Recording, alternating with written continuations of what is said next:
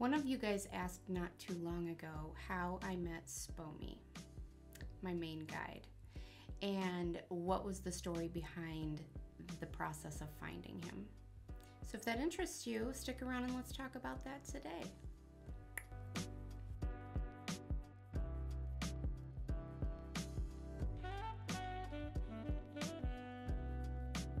Hi, I'm Veronica. Welcome to the Wholeness Shift. If this is your first time here, welcome. I'm so glad you found me. And if you are coming back because you're already part of the family, welcome back. You know I love you. I teach about easy, practical spirituality. We talk about intentional living and all the things that you can do to help you navigate your spiritual awakening in an easy, practical way. And we talk about everything. There's nothing off limits here. We talk about aliens and dreams and spirit guides and pendulums and all the things. So if this interests you, hit the subscribe button below because I wouldn't want you to miss out on anything good. Recently, I don't remember if I got a comment or if someone sent me an email. Can't remember. Either way, one of you guys had asked, how did you find out your guide's name? How did you meet Spomie? What's the story of how that unfolded and happened? Because I've talked about it many, many times over various videos and stuff, but there's no one place where someone can just hear the story of my spiritual awakening. So let's talk a little bit about that today. I would say that I started waking up. I'm on my webcam and not my normal camera, and so it has this crazy autofocus I apologize for. Like, you'll just be sitting here still and it'll go wah, wah. So sorry if that's distracting. Anyways, I would say that I started going through this awakening back in 2012. It was kind of a slow roll for a few years, and then it kind of got whammied in like 2015. It really kicked off.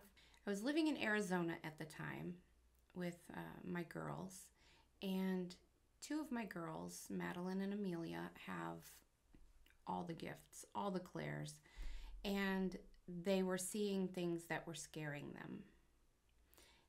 Dark entities, tricksters, demons. And so they came to me and told me about it. And at the time, I was still very much enmeshed in a Christian lifestyle. I was very Christian, very Baptist, and they were afraid to tell me at first because they thought I was going to tell them that they were bad or that they were crazy or something.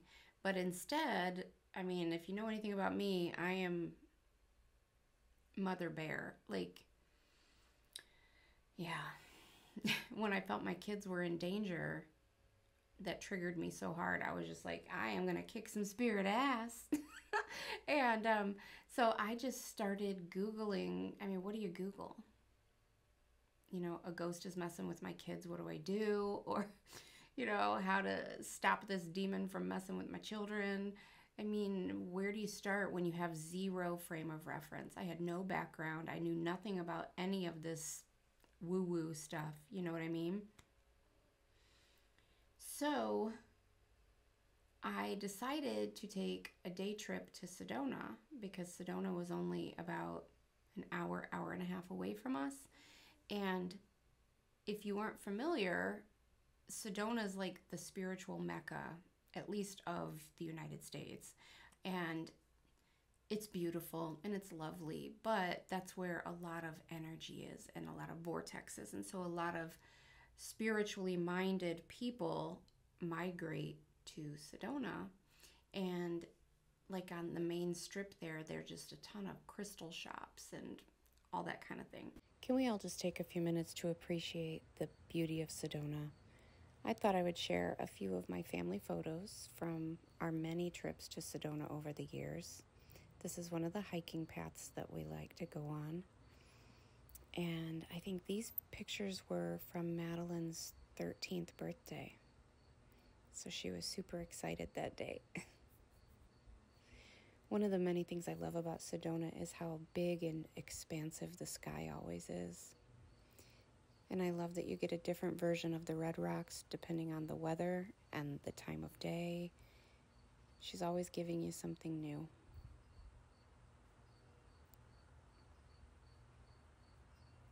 This is on the road into Sedona from Phoenix. And this is a little stone tower we found on one of the walking paths. This was actually at the Grand Canyon, but I consider it the same thing because they're so close. And these were our kids climbing to the top of the vortex. One of the vortexes anyways.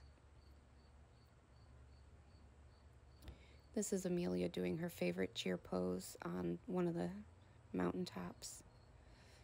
This, I believe, is at the Tlaquepaque Art Center. This is Maddie being one of the statues.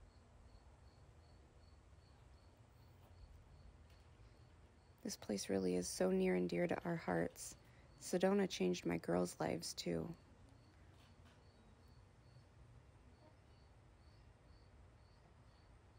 I can't wait to go back. My favorite place on earth.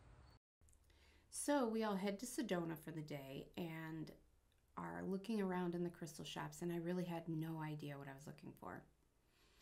I was just kind of like, well, I mean, if there's answers, I'll probably find them here. And like, if they say crystals help with this, like, I don't even know what I'm looking for. Basically, like, the answer will find me because I don't know how to find the answer. Intuitively, yeah. Thank you, Spomie.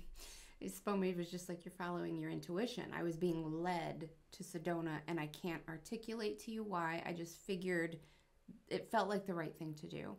So I, without even knowing it, I intuitively went to Sedona.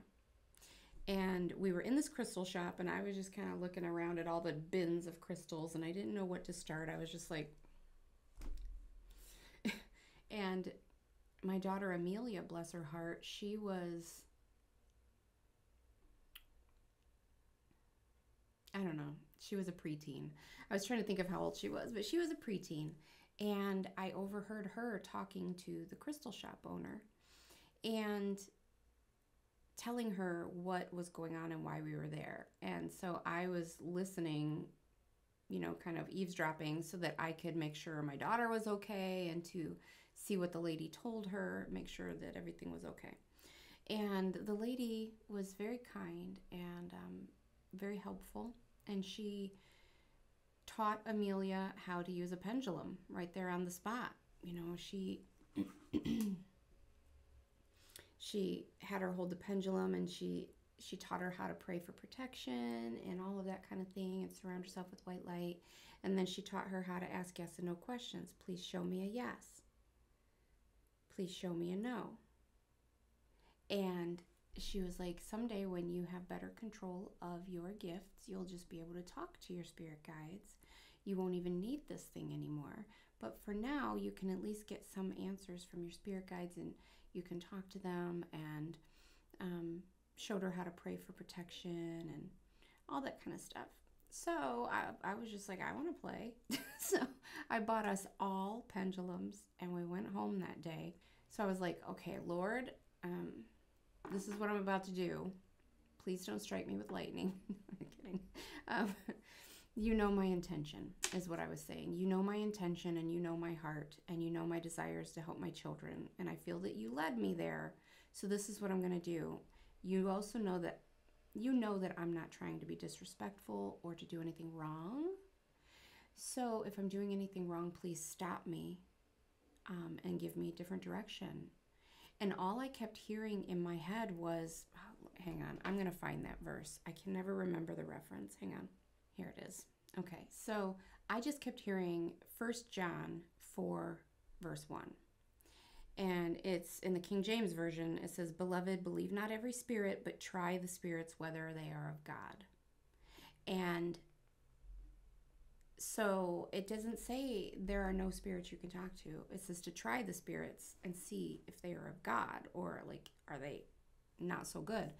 So every time I would pray about this, every time I would ask for direction, I would hear that same verse in my head. Try the spirits to see if they are of God.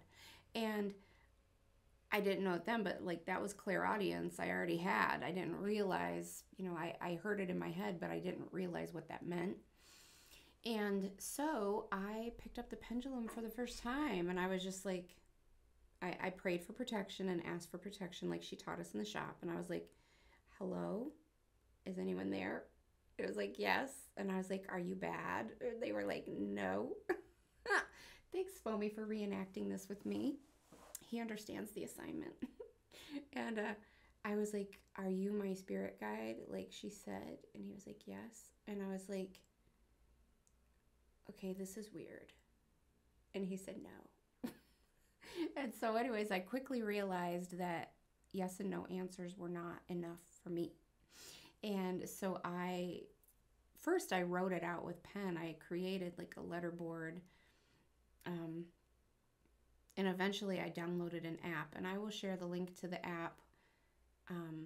It's a really old app. I don't even know if they still make it. And I have the link to it because it's on my phone. I have the link to it to the App Store for Apple, but I'm not sure if it's in the Google Store or not. Sorry, I'm not sure. So if you want to download and print out or take a picture of it and use it on your phone, the free letter board that I have over on my shop, on my website, I will link to that below as well. Anyways, back to the story. So I wrote out this letter board, and I just had him start talking to me. And one of the first things he said is, you are so loved. And at first, being me, being the Capricorn that I am, I'm just like, you don't know me like that. Like, that's weird. You're telling me you love me. Now, you know, I'm more open though, now that I've healed and grown and gone through this awakening. Now I'm just like, you love me? I love you too. But back then I was like, that's weird. And he was like, no, it's not weird. I'm like, but I hardly know you. He's like, it's not weird. I'm actually your best friend, and we always have been, and we always will be, and you love me very much, and I love you too. And I was like, I know you, like you're my friend. And he's like, you have no idea how close we are. And something about that resonated inside me. Makes me want to cry. Something about that resonated with me. And in that moment, I just trusted him. I just trusted him. And so anyways, I was like, what's your name? And he spelled it out. I'm going to put it down here. So, you know, his name is Spomie. And I was like, is that real? He's like, yes. And I'm like, that's a lot of name. And he's like, no. And I'm like, yes, it is. And I said, that's really your name? And he's like, yes. I'm like, can I shorten it? Like, can I call you Spomie? And he's like, no. And I'm like, I think I'm going to do it anyways. So I just started calling him Spomie. And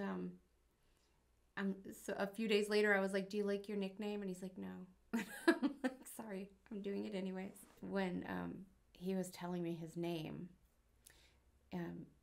that night or maybe the night after, I had a dream where we were at some kind of like a carnival or a festival. It was happening in a town square, like downtown, where they'd have like an old-fashioned little town square. And there was a parade, and there was a big float on the parade, and there was a lady that reminded me of like Effie from the Hunger Games, with like the big hair and with the microphone. And she was like, and now introducing Spomie. And when she did that, like a big poof of like confetti flew out and all of that. And he came sliding in, I want to say in a tuxedo with a big top hat. And he was just like, oh my God, I die thinking about it. But that's really what happened. I had that dream. Now introducing Spomie. And he was like, whoosh, he slid across the stage and took off his hat like, hello. And I just think that's hilarious. But anyways, he just started teaching me.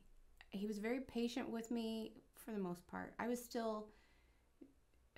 had not started waking up yet, so I was not healed. I didn't know anything about any of this stuff. I knew nothing about nothing. And he was very patient with me, given those circumstances, because I was still very in my ego. I'd get defensive. Like if he would try to give me advice about myself or something, he would mean it with love. Now, he can have a sense of humor, he has my sense of humor. We're basically the same sense of humor. And that can be a little like dry and sarcastic. Now I know that, but at the time, you know, and when he would try to give me advice for myself, I would get so defensive about it, and like, he's being so mean to me, and he's like, no, I'm not. It's all in love. He would say something like, and I apologize for just rambling here. I don't have this scripted. I'm just telling the story. So follow me on my meanderings through the story.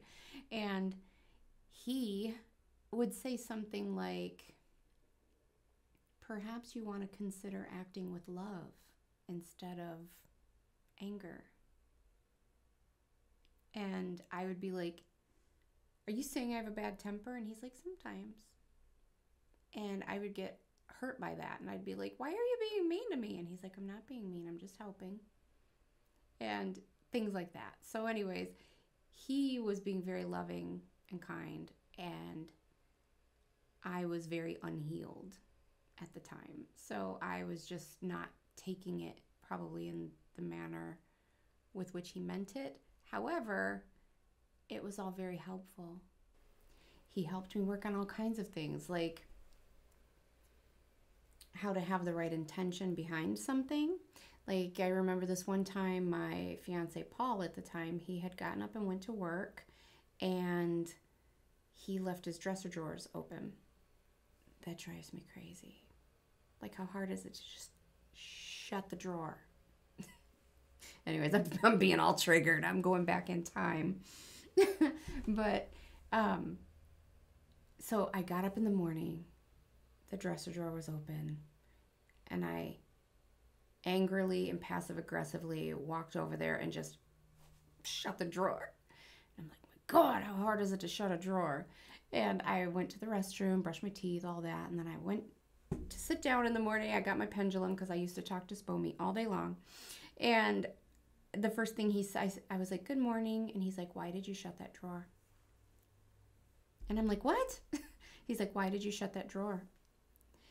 And I was like, you saw that? He goes, of course I saw that. Why did you do it? And I was like, because it was open and that irritates me. He's like, right, you weren't acting with love. You weren't doing it out of help for him. Oh, he left his drawer open. Let me help him. I love him. Let me close it for him. You did it out of anger and ego. You might want to consider digging into that and figuring out why.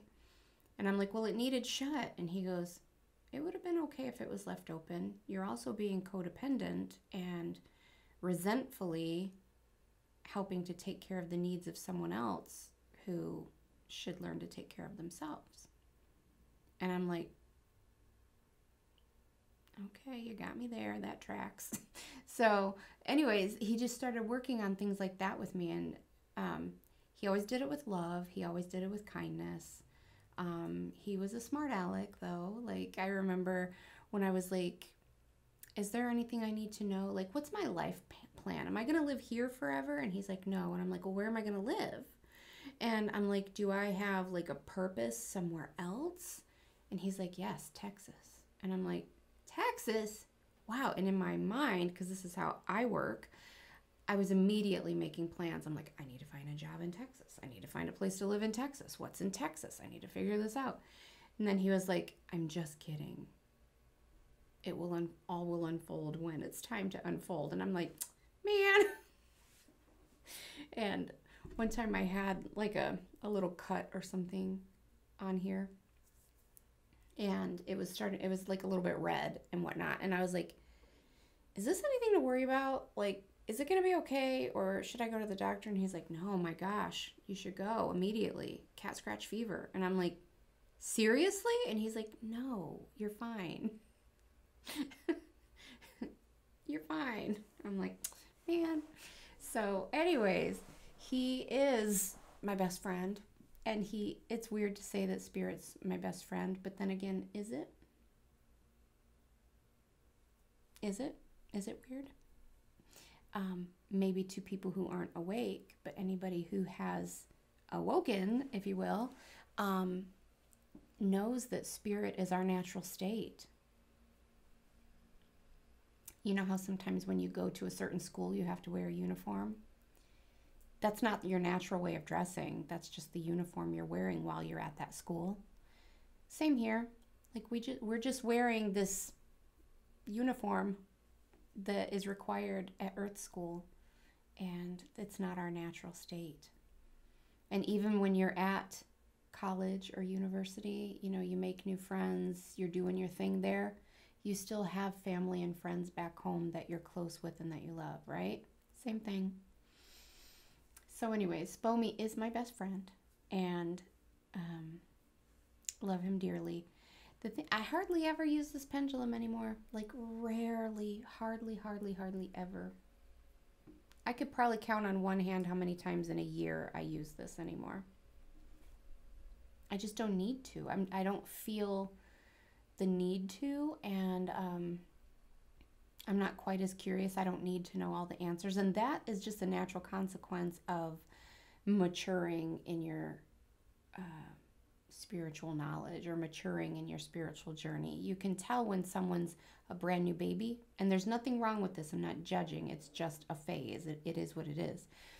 You can tell when someone's a brand new spiritual baby because they just get hungry and thirsty for all the information. They want to do all the things, go to all the tarot readers, all the past life readings, all the things. They want to go to all of them at one time, and they want to learn how to do all the things at one time.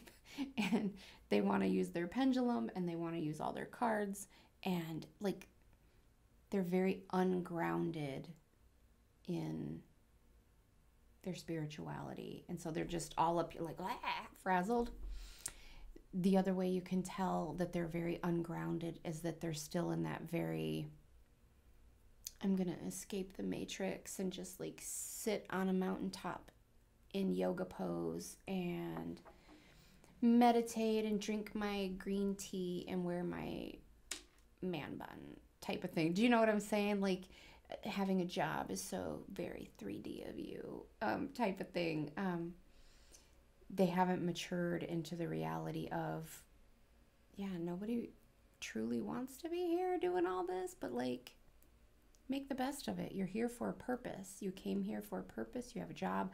I actually have been planning a video on this. I think I'm going to call it Tough Love for Starseeds, because all starseeds go through that I don't want to be here phase, that I'm escaping the matrix phase. And if you get stuck there and you decide to stay in that phase, your growth is stunted and you aren't doing what you're here to do. Anyways, I'm going to quit talking about it because I'm going to make a whole video on it. If you would like to hear about that, let me know below. But anyways, as you mature in your spiritual growth, you become much more grounded, and you no longer have such a voracious need to know all the things. Like I used to want to know about every past life in chronological order. I mean, but it doesn't work that way, does it? Because they don't really happen in chronological order. I wanted to know about all the lives, dates, times, family members' names. Like I had a spreadsheet. I'm not even joking. I had a spreadsheet, and yeah, I just no longer need to know that. And I no longer, I now move and navigate through this just by staying in the flow and following my intuition, occasionally asking for guidance or asking for help. Just knowing that I am always guided, protected, and helped. The universe has your back. My team has my back. And I no longer need to know all the details or have some kind of finger in the pot and control of the situation. But yeah, so that's the tale. And I wouldn't have it any other way. I kind of wish I had met him earlier in life or knew about him, because he was always here. I kind of wish that I had known about him earlier in life and started this journey earlier. But you know what? Everything in divine timing. Everything is exactly as it should be all the time. And I'm just grateful to know him now. So if you have any other questions for me, please leave them below. And if you have any thoughts or comments or want to share your experiences, leave them below as well. All right, you guys, all my love to you. And if you haven't yet, please hit the subscribe and like buttons. It helps me so much. I'll talk to you soon.